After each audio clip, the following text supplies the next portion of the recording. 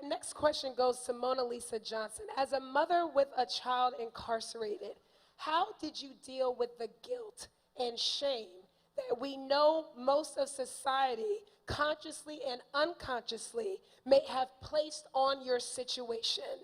I understand it was your best kept secret for some time, but can you share with us how you were able to manage the shame that might have came from that?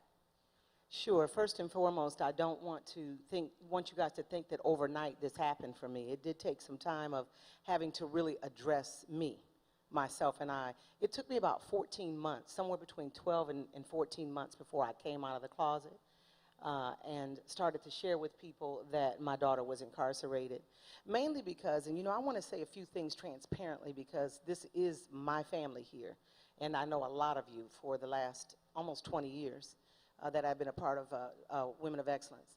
The judgment that I felt came right from my family, right here.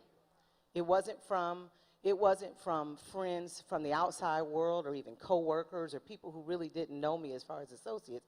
It was from my own church family, my own people that I trusted and that I thought could handle the truth.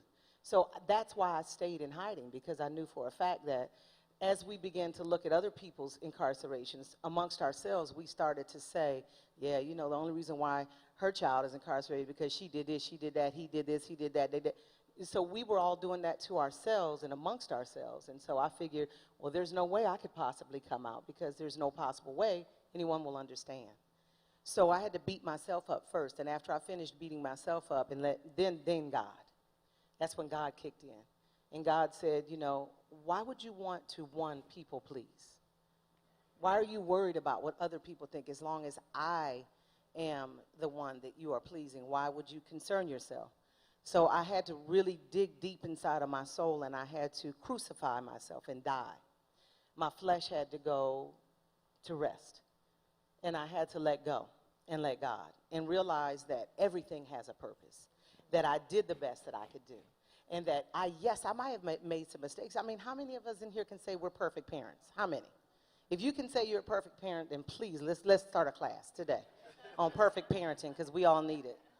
And I will definitely say, yes, okay, I made some mistakes, and I have no problem admitting that. I am not perfect. But I will also say that I did more good than bad raising my child. And I will say, thank you. And I will say that my child she's 23 years old anymore. She's still my child, though, okay? She's my one and only. And I will say that she has her own mind. Yes, I created her.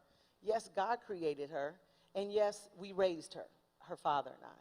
But she has her own mind. Once they turn 18 years old, or better yet, once they get 16, because they get out of control.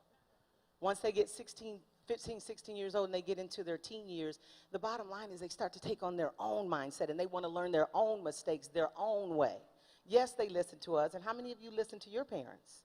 Some of us learned the hard way. Pastor D is always, she's like my spiritual mother. She's always having to teach me. I'm still learning to this day. She's still reprimanding me. And I am going to be 40 plus years old. She's still doing that for me today, so don't tell me that parenting ever ends. These kids make their own decisions, and when she did what she did, she made her own decision, and that's how I got over the shame and guilt. I came to the conclusion that, one, I did not make that decision, and I did not create that action. It was her that did that.